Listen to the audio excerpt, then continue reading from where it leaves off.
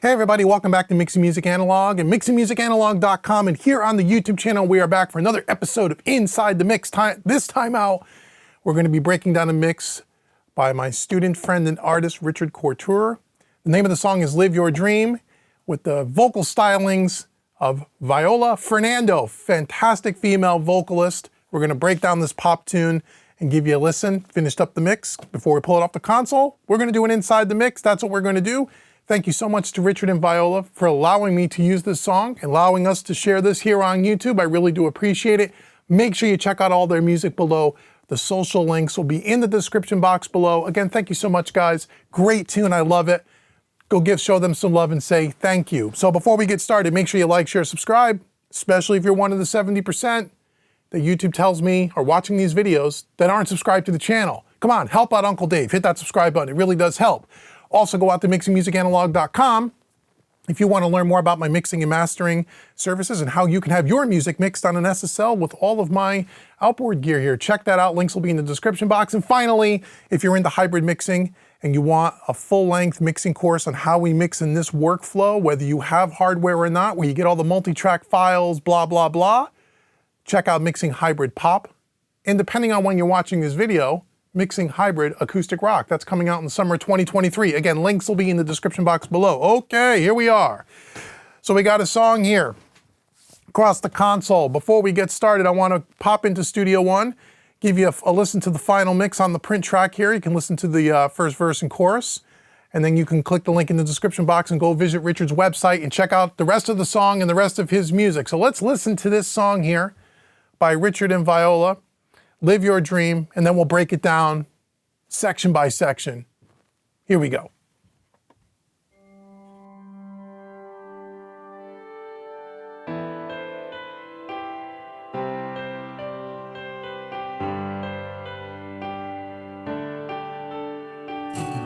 As deep as I can see, this dream is still in me. Even if all I try seems to put me out of ride. Facing all closed doors, my heart leads me to open more. Then I pray dreamland and wait for help to understand. How can I drop this thought? Why can't I just give it up and move on? Live your dream.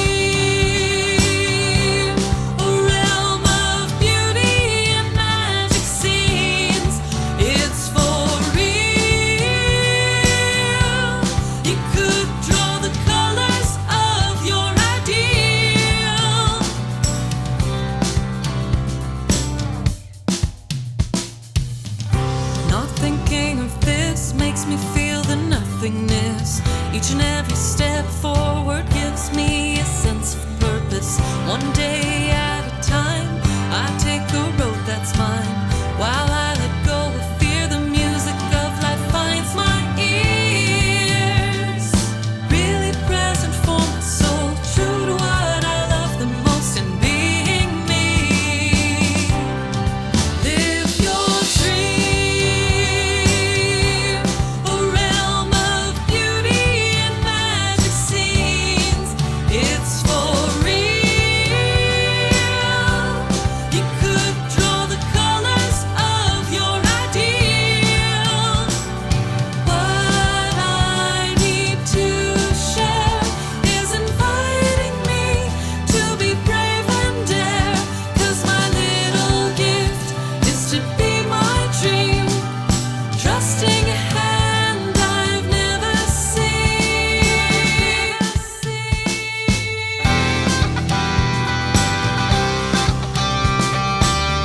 Okay, there we go. There is Live Your Dream. Again, great song. Thank you so much, Richard and Viola. Really enjoyed working on this.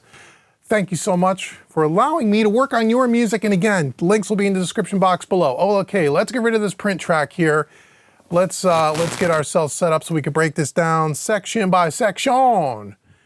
Have you liked, shared, and subscribed yet? How come? Let's just double check this and make sure everything is working. There we go. Okay, so we're good. Okay, so let's take a look at, well, what do we have here as far as the session goes? We are using 32 and 6. The way I remember my math is 38 tracks of SSL here. So down here along up to about track 12 here, we have all our drums, kick, snare, hats, 4 toms, overheads, and rooms. We have our bass here in the center. Then we have acoustic guitars left and right. We have a guitar solo track, a guitar outro track, separate tracks. Then if we come down to the right side of the console here, we have guitar verse left and right. We have a guitar chorus left and right guitar tracks and the bridge. So the verse, the bridge, and the chorus are all on separate tracks left and right. And I did that so I can pan and more narrow the verses, the bridge a little more narrow, and the chorus a little bit wider. Then we have our lead vocal track. I duplicated that lead vocal track in the DAW, sent it out to the console as a lead vocal parallel track, a crust track, which we'll talk about, lead vocal doubles, couple of background vocal tracks. Then we have a piano high, piano low, again, left and right. Then up here on the short faders, you have a couple of pads, track left and right, some strings, some effects for the cymbals, and then a tambourine track, and that is the whole session here. So before we go into each individual section, let's talk about the signal flow on the master bus. We'll start with the print track. On the print track, there's really only one plugin I'm using now in the box pretty much on the print track. Everything else is being done with hardware, but I am using the Universal Audio K-Stereo, which I've talked about in other episodes of Inside the Mix. I use this on every single mix. It just gives us a little bit of ambient recovery and a little bit of width. And it just makes things pick up and lift out and give a little bit more sense of space. Again, if you are a Universal Audio user, I highly recommend this plugin. I don't have another equivalent from a third-party company. This is unique to Universal Audio. On the master outs of the Studio One session, we have Ozone 10, just using the limiter to bring it up to level. No other processing is being done. As far as the signal flow on the console for the master bus, we're coming out of the console. We're going to the Empress GainLab Audio Empress EQ, which is the tube equalizer on the master bus. We are boosting about 2 dB at 30 hertz. We're boosting a couple of dB, I think at 2K, and then a little bit at 16K. From there, it goes to the Neve 542 Porticos, which is the tape emulators. Fantastic units using the red circuit. And again, hitting the sweet spot, which is pretty much about the second amber LED light on the meters is kind of the sweet spot for me on these units. It's pretty much set it and forget it. And then from there it goes to the SPL Big, which is really cool. And then out of the SPL Big, it comes back into the bus compressor, and the bus compressor is a 10 millisecond attack, auto release, just tap in the needle. That's pretty much, again, set it and forget it, and I kind of drive the gain staging into it, and that's pretty standard on most mixes. So I can play back part of this starting here from about the first verse. And on the console, if you look at the overhead, we have our insert that could come in and out here, which takes away the Empress EQ, the 542 tape emulators, and the SPL Big. And then I can also take away the bus compressor. So green light, bus compressor's in. Green light here on this button is the rest of the master bus chain.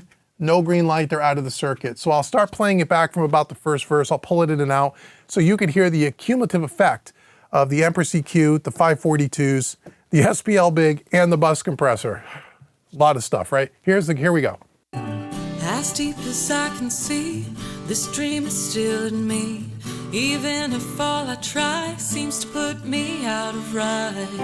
Facing all closed doors, my heart leads me to open more. Then I pray dreamland and wait for help to understand. How can I drop this thought? Why can't I just give it up and move on? Live your dream.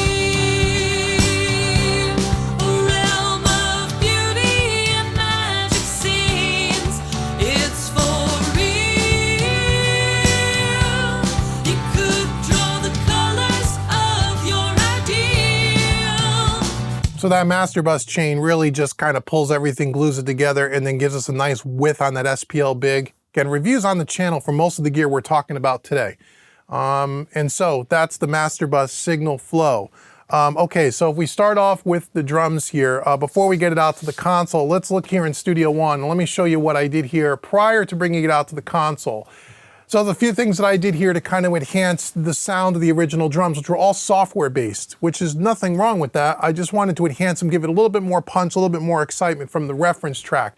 So I started off with auto align, which I do on every mix. I'm using auto align 2 for this, just to phase align all the drums. So on the kick, we're just using the kick that came with the session. On the snare, I duplicated the snare and added a second track and used the snare sample, and we're just using Trigger 2 by Slate, and I'm using the Black Beauty snare drum, detuned 3 cents, which I do quite a bit to give the snare a little bit more thickness, and that's going to a snare group. Everything else is pretty much standard. Now on the toms, the 4 toms, I replaced all the tom sounds again with Slate Trigger 2. I wasn't thrilled with the tom sounds, so even though we're using some extra processing with hardware, I just used standard samples that came with Slate Trigger 2. So we have a sample for the snare, sample for the 4 toms, and then auto align on there. Now you'll also see on the kick and the snare, I have a send. And those sends are being sent to another set of outputs coming in on the console here, down here on channels 25 and 26 on the short faders, and those are my parallel compression tracks for the kick and the snare, which we'll talk about in a bit. Okay, so if I play back just our our drum sound here, and I'm gonna take away the reverb here, and all the drums are being routed to a drum bus, and on that drum bus we're using our Wes Audio NG bus compressor along with the API 5500 EQ, which we'll demo in a minute. Right? Right, okay. Here's our drum sound.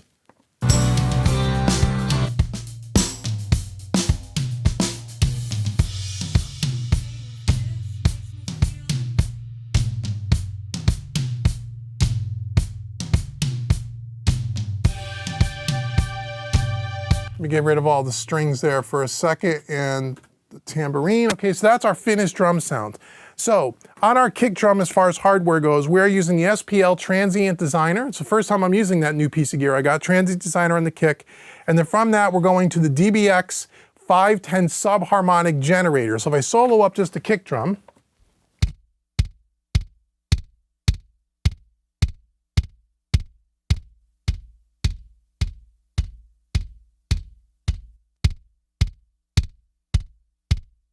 so on the SPL, we're giving it a little bit more attack to get a little bit more click, a little bit of sustain on that. And then the subharmonic generator is just giving a little bit more of that under the bottom girth here. If I take those 2 pieces of gear away, here's just the original track with a little bit of light EQ.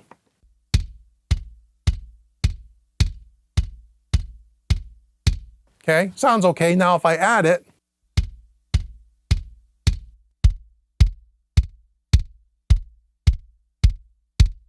it just fills out the kick drum a little bit more, and I felt like we needed that in this song. So that's what we did on the kick. And then again, there's a little bit of light EQ on that. Nothing, nothing out of the ordinary there, okay? So that's our kick. On our snare drum, we are going, again, our snare is a blend between the sample and the regular snare that came along with the session, kind of blended it together, grouped it, and then sent it out to one fader on the board.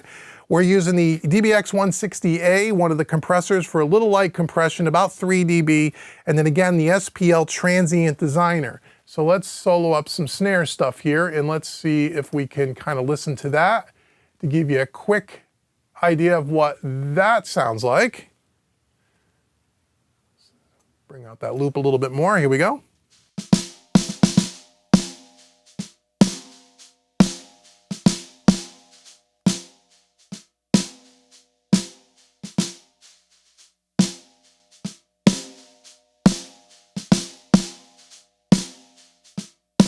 Okay, so it gives a little bit more sustain to the snare with the Transient Designer, and a little bit more pop with the DBX 160 compressor. And again, we're not compressing very much, just a few dB on that. Now again, the kick and the snare, those also are being coupled with a parallel track. And on that parallel track, on the short faders, we are using, the 2 distressors. So I'm using the first distressor in the rack for the kick drum, the second distressor for the snare. So if I bring in both of those, and we're compressing about 4 or 5 dB on each one of those distressors, we're using a slow attack and a fast release.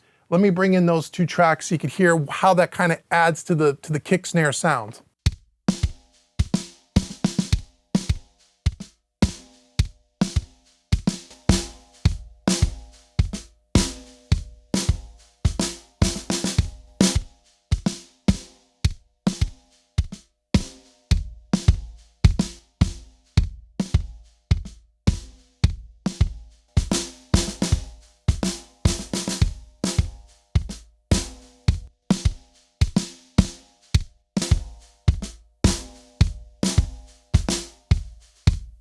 So what I did also too, they were a little bit louder because I was actually writing those manually, automation rides as it was printing back to the tracks. As we got to the choruses, I give it a little bit more of that kick, snare, crush, and in the verses I'd back it off a little bit. So when you play back the whole drum, when you play back the, let's see here, the drum, when you play back the drums with the parallel tracks, and I'll take them away so you can hear how it enhances the whole drum track. Here we go.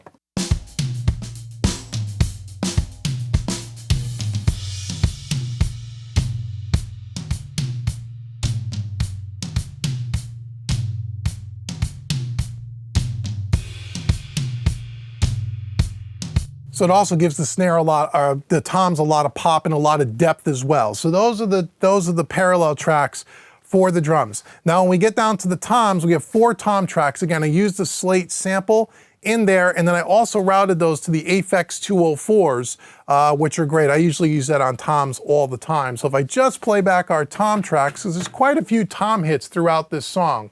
It's a lot of little tom licks. So here are the 4 tom tracks, just them, and then I'll take away the inserts and you'll hear the effect of the Aphex 204s.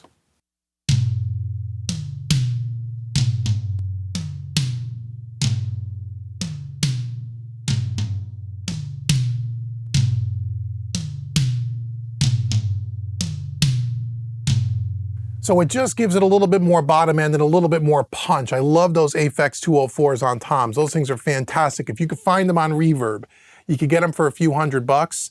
They're stereo, so I have 2 units, so it gives me 4 channels, and that's usually plenty for toms. I use them all the time. So that's the processing on the drums on each individual track. So again, we have a little bit of compression, some Aphex 204, and some crush tracks. Now when we come down to the drum bus here in Studio One, let's just pop this open for a second. We're using the Wes Audio NG bus compressor, which you know is my favorite for drums. Every time I try to stray away from that and go to something else, I always come back to it. So here is the drum bus compressor. Here again, we're using some of the total harmonic distortion circuit. We're hitting the transformer lightly as well. We're not doing a ton of compression here. We're using a 2-to-1 ratio. We're using the side chain at 60 Hertz, so the kick drums aren't affecting anything. We're using a fast, slow attack, fast release. Here we go, and I'll bypass it. You can hear what it does.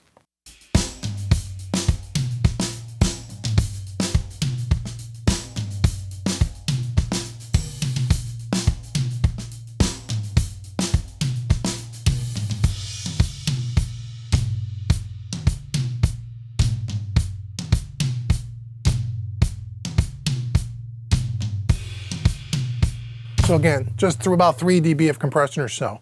Now from there, we're also going to the API 5500 EQ. We're doing quite a bit of a low end boost at 50 Hertz, about 6 dB on the low end, and we're doing a little bit of 5K.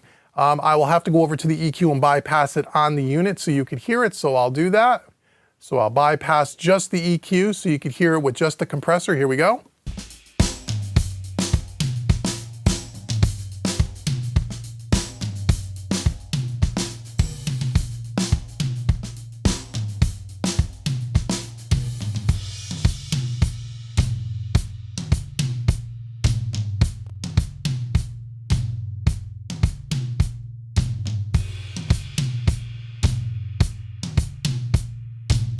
So again, it just fills in that kick drum really, really nice and gives a little bit more slap to the snare on the top. So that is the API and the NG bus compressor by Wes Audio. And that's pretty much the drum sound, which again is not out of the ordinary for what I usually do on drums, except for the new transient designers, which I really like. I'll be experimenting with more of those in the future. Okay, now we get down to the bass guitar here. Now our bass in Studio One, it's a DI, so I threw on my Universal Audio SVT3 Pro bass amp sim, which I really dig. Here's the bass without it. I'll take it away and bring it in. Where's our bass? Oh, sorry. Here we go.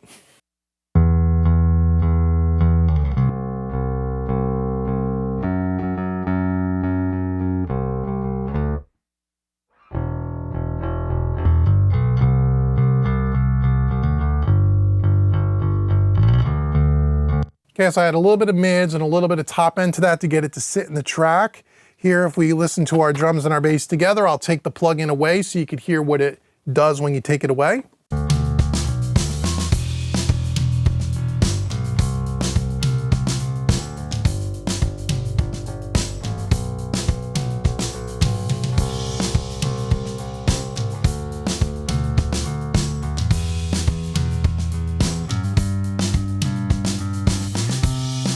So it just makes the bass sound thicker, more rich, more full. I use these universal audio bass amp sims all the time. I think they're some of the best in the business. Love them, use them all the time on DI tracks. So that's our drum and our bass. Bass is going down to the opto compressor by audio-scape, which is the LA2A, about a 7 dB of compression or so. Here's the bass, and I'll take it away so you can see it. You can see the green light, or you can see right now it's in. I'll take it away, I'll put it back, you'll hear it.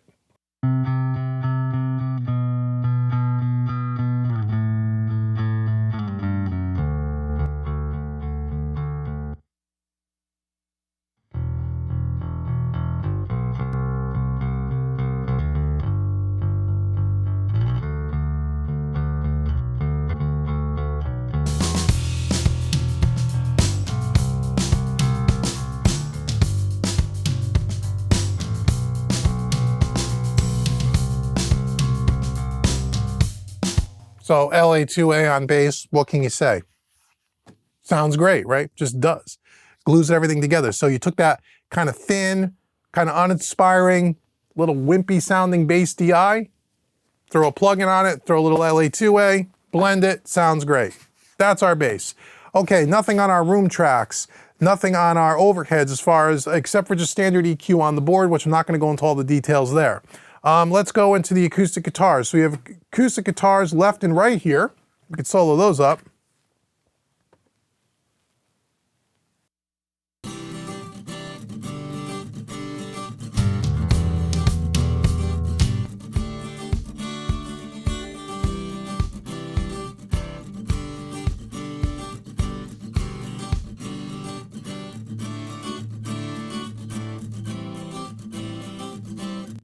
Recorded really well. Did a little bit of top end EQ and rolled off a little bit at 200 just to get rid of some of the bottom there. That is going down to an acoustic guitar bus. And on that acoustic guitar bus, we are using the West Audio Dione as our compressor of choice. Let's pull that up here in the box. Okay, so here's the Dione here.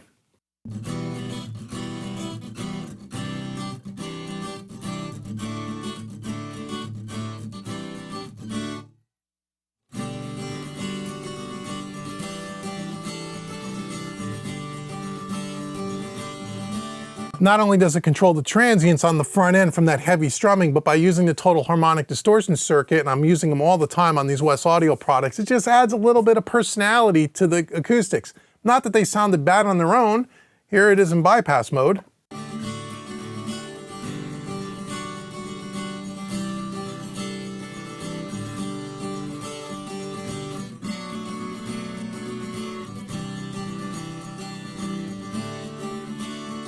Just glues it together, keeps those transients under control. So again, in the track, here's kind of what we have here. Let's solo up boop, boop, boop, and let's do that.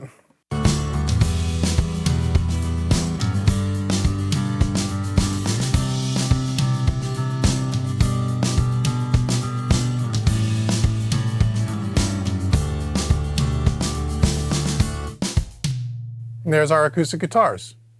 Right? Pretty cool. Okay, now what do we got next? After that, we go to a guitar solo and a guitar outro. There is nothing happening on that except for some EQ, nothing at all, and a little bit of reverb on the whole track, which I'll bring back in at the end. We're just blending it in. The guitar outro is panned to one side, the guitar solo is panned straight up the middle. We did a little bit of top end EQ, a little bit of a low pass filter. That's really it. From there, we go to the guitar verses here. We have a couple of verse electric guitars. It just plays some little licks and stuff throughout the song in the verse sections. On those, we are going to the SSL E-Series Dynamics in the 500 rack. Two of those units, we're doing about 6 dB of compression. Let me solo these two thingies up for you so you can kind of hear it.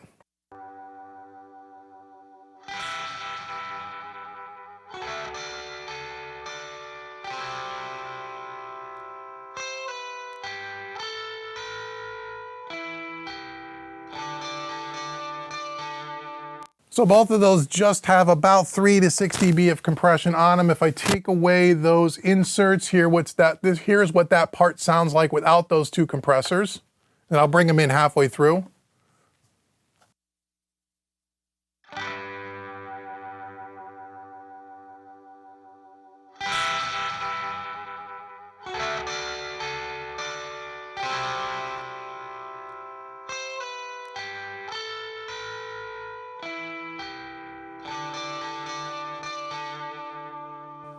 So it just helps glue them together and allows us to hear the notes as they start to fade off. It brings up the sustain a little bit. So it really helps. And again, if you listen to that in the track, here we go, bring back that part again.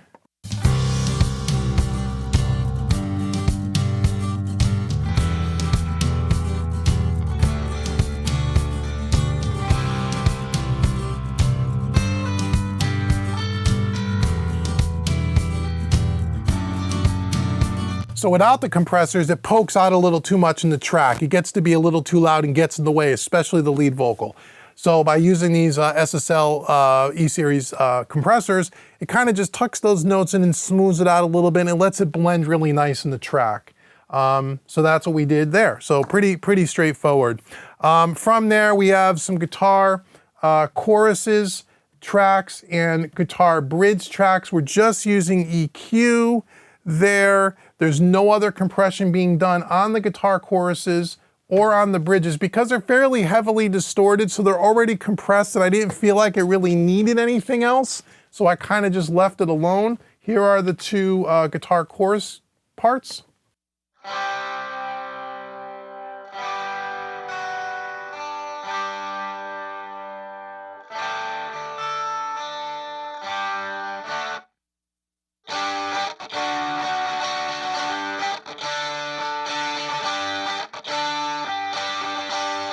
So I didn't really feel like it needed any more compression. Again, it sits in the track, I feel, perfectly.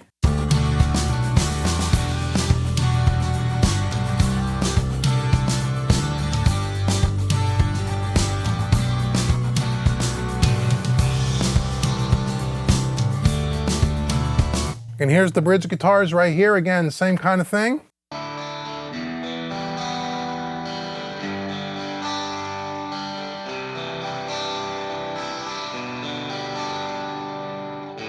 Just seems like it fits. Here it is in the track.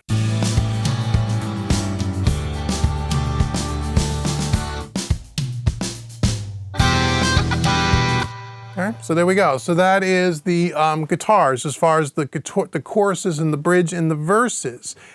Now we're coming down to the lead vocals. When we get into the lead vocal track here, again, we have a lead vocal, solo this up here. We have a lead vocal, and then we have a duplicated track in Studio One that's routed out to another fader called lead vocal crush. So on the lead vocal track, I'm using the audio-scape 76A, the blue stripe, and then going into an SPL, the de-esser, just to kind of roll off some of her S's, because we did boost quite a bit of top end here on the console, so I wanted to kind of tame those a little bit here. So here is kind of the first verse here. Me, even if all I try seems to put me out of ride. Facing all closed doors, my heart leads me to open more. And the other thing that's on the lead vocal here in the box for delay is I'm using the plugin, here we are in Studio One, the CLA Epic, which I really like. So we're using a couple of the delays into the plate reverb, and then we're also adding a little bit of additional reverb to the track here with the audio-scape XL305, which I'll demonstrate in a bit, because right now it's off. And so those two things is what's kind of giving the lead vocal its sound. Again, it's kind of subtle, but it's there and it helps thicken up her vocal a bit, which is already fantastic. So here we go. Then I pray dreamland and wait for help to understand. And we're doing about 10 dB of compression on the blue stripe. I'll take away the compressor here, so right now it's in, and then you'll see me take it away. How can I drop this thought? Why can't I just give it up and move on? Live your dream, a realm of beauty and magic scenes. Not much else to do to that lead vocal because it is so well performed. we have our crust track next to that. And what I'm using for that is I'm using the audio-scape V-comp, which is the stay level, hitting it really hard, about 10 dB of compression. And then from there going to the DBX de-esser, again, to de-ess some of those S's. And just blending them together. So here is just the crust track with the V-comp. It's for real. You could draw the colors of your ideal. And I'll take away the compression again. There's no reverb or delay on the crust track except for when we turn it on the board. I didn't put the epic on that. I wanted it to be dry and thick and right up front. That's what the V-comp does really well. So when you blend these two together, especially in the whole track, it gives that vocal a sense of being pulled forward and it sits there. So it's always right up front. It's nice and full and rich, which is kind of what I wanted to do here. So here is with the lead vocal, with the compressor, and I'll take it away, the V-comp.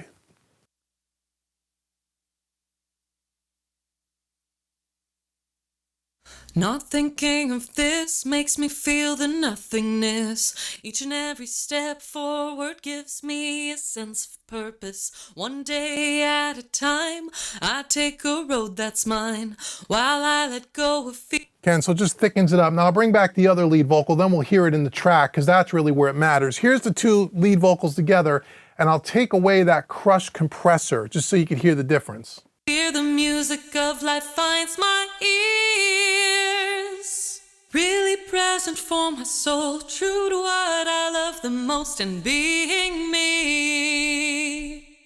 Live your dream, a realm of beauty and magic scenes. Again, it's subtle. Now if I bring it back in the entire track, and if I just I'll mute the crust track so you can hear what the parallel track is adding to that lead vocal. Again, it's fairly subtle. It's not this massive, oh my God. It just kind of thickens it up and makes my whole goal with this was to make sure I'm pulling her right up front and she sits there so she's well heard and it's nice and full and round, right? That's really what I wanted here. So I'll mute the parallel track or the crust track just so you can kind of hear the difference. Right now it's in and you'll see me take it away.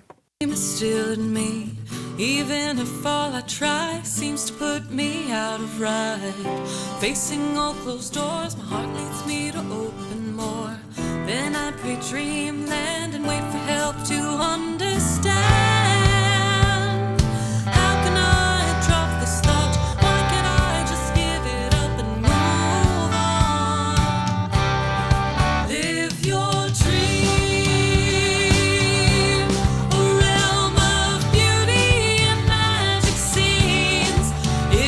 Hear how it just kind of adds a little bit more reinforcement to the vocal. I really love it. And it was something that Richard actually commented on when I sent him the mix. He said he really loved the lead vocal sound. This is part of it.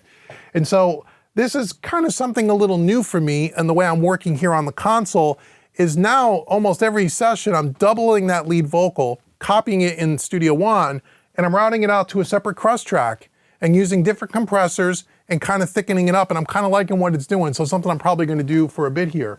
So that is the two lead vocal tracks. From there, we're going to the lead vocal double, which happens only in the choruses, and we're using the 76F on that, which again is by audio-scape, doing pretty heavy compression on that. Then we have one little part in the song where at the end of, I think, the bridge, where she has a lead, just an ad-lib part, small part here called lead vocal throw. All I did there was add a little bit of delay with the CLA Epic. You'll hear it here in a second coming up at the end of this bridge. And I've never seen.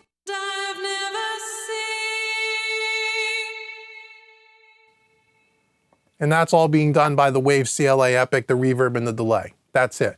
Then we have background vocal low, background vocal high tracks, and on those we're using two more of the E-Series dynamics, the SSLs and the 500 rack. We're using one of them for one of the background vocals, one of them for the other, and again, probably compressing 5 or 6 dB on that. Here are those tracks here. A realm of beauty and magic scenes. It's for real. You could draw the colors of your ideal. So it just glues them together. Now, the thing I don't like about these SSL E-Series dynamics is there's no output trim compensation or makeup gain. So when you're compressing, it lowers the volume. There's no makeup gain. So you kind of do that from the board. That's why when I take them away, they sound so much louder before they're compressed. That's just the way those particular compressors are. Not a big deal, but just so you realize that's what it is. And then if we're doing, again, some EQ on the board, no big deal. Then we have our two piano tracks, our keyboard tracks, again, where you have a high and a low track. And there's no compression on these at all, just EQ. Just EQ, because they're VST instruments, they sound really good. There's probably already some compression on them in the box. Here's the high track.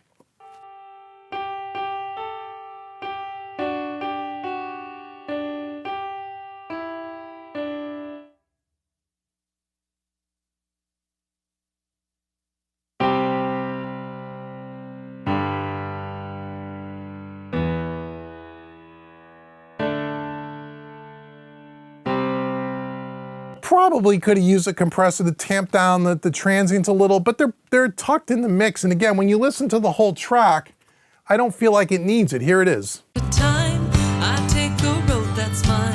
While I let go of fear, the music of life finds my ears.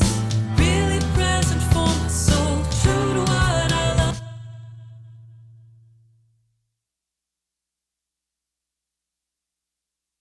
You know, again, you know, for people that are wondering, well, when do you choose a compressor or when don't you choose a compressor? Well, it really all depends how it sounds on the track. If I listen to it in the track and I don't feel like it needs to be compressed, then I don't compress it. Because remember, when you're working analog, especially with a console, that the console is a big compressor, right? Plus those piano tracks are going through a bus compressor. They're going through tape emulators. They're going through a transformer and tube-based EQ. All of those are adding compression already. So my goal with a song like this is I want it to be open and sound open and airy. I don't want it to sound like it's over-compressed, and I don't want to crush the dynamics. So I would try to be kind of sparing with the additional compression because it really didn't need it. And the song was recorded and performed really well already. So that's one of the reasons why we're not using any compression on the pianos, because I didn't think it needed it. Okay, last sets of tracks. We have some pad tracks here, which happen just in the intro. Here we go. Let me put those back in here so we could hear them.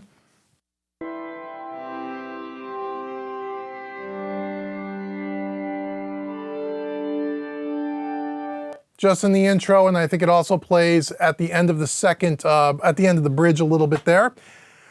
Then we have our string tracks here. Our strings play just in the verses. And again, I just tucked them in the mix so they just sound like they're just kind of filling up and just, you know, adding to the spatial aspect of the track.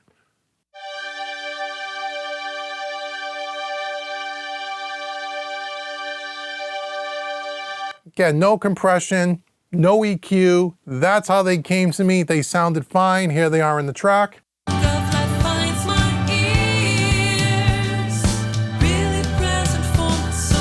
They're not super loud at all. Then there is a cymbal effects track, kind of a cymbal swell here. Again, it's just kind of blended in. It's right here. I'll solo that up for you. Right, cool. Here it is with the rest of the song.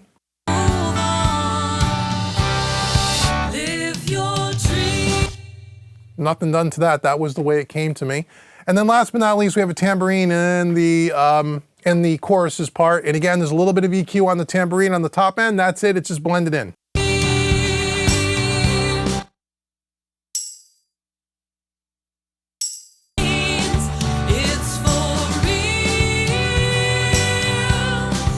That's it. Now, reverb on the whole song, pretty much, with the exception of the kick, the bass, and the toms, is we're using the audio-scape XL305 reverb. If you've seen any of the Inside of the Mix episodes, you know I put that on just about everything in a very small amount of dose. So right now I'm going to play a little section, stop it. I just turned it on so you could hear what that spring reverb is doing.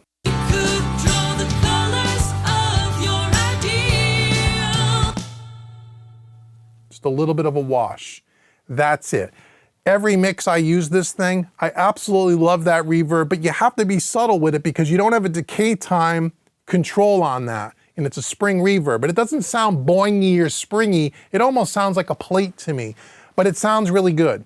And so I'm gonna play this back, and then you'll see on the overhead, when the red light's on, it's disengaged. When the red light is not on, it's enabled. And again, it's subtle. It just kind of, over YouTube, you may not hear it, but in the room, it just gives the mix a little more size. It's not, it's not overly obvious, which is, I don't want it to be obvious. I want it to be felt, not really heard as much, right? So here we go. So keep your eye on the overhead camera.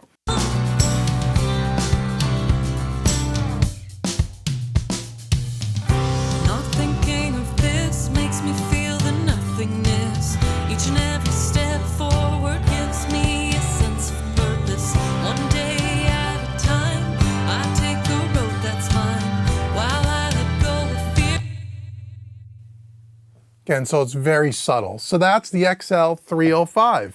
Let's see, I think that's it. Yeah, that's pretty much it. I mean, again, pretty straightforward mix, but the challenge with this mix, and again, was making sure we could hear everything, get everything panned in its place. There's a lot of panning going on here in different parts of the stereo field so we could hear everything, but most importantly, making sure the viola's vocals was up front and center, because that's what we want in a mix like this. And my goal was to make this sound a little bit more open and airy. A lot of little tom licks and hits. I wanted to make sure that those things are poking through and that we could hear them, that they're not buried, and that this had a lot of clarity. That's really my goal for this mix, is I wanted clarity. I wanted it to sound clean and open sounding, and I think we were able to achieve that and still give that glue and that nice SSL sound. So, hope you enjoyed this Inside the Mix episode and a look at Live Your Dream by Richard Couture and Viola Fernando. Again, click the link in the description box below. Go check them out. Thank you again, guys, so much for allowing me to use your music here on YouTube. I really do appreciate it. This is a great song, and I'm looking forward to hearing more from Richard and hopefully Viola as well. So now, before we get out of here, make sure you like, share, subscribe. Like I said at the beginning of the video, if you're one of the 70%, help out Uncle Dave, like, share, subscribe. Also, if you want to learn about hybrid mixing in this workflow with an SSL and all that gear, check out my hybrid mixing courses. Again, link will be in the description box. And even if you only mix in the box of plugins and you don't have a console and you don't have all this gear, I walk you through that 5-hour training course. And yes, you get all the multi-track files so you can follow along with Uncle Dave. But more importantly, I show you how you can emulate this workflow with plugins that you probably already have in the box, and there's no need to go out and buy gear. So whether you have hardware, a lot of hardware, a console, no console, or just all plugins, those courses will teach you an immense amount about how you work in this workflow and how you think about the analog workflow, even with plugins. So thank you so much for joining me today. I appreciate all of you. Leave comments below. Let me know what you think about this song. And until the next video, I've been Dave with Mixing Music Analog and mixingmusicanalog.com. Thank you so much for joining me today, everybody. And I'll see you in the next episode of Inside the Mix.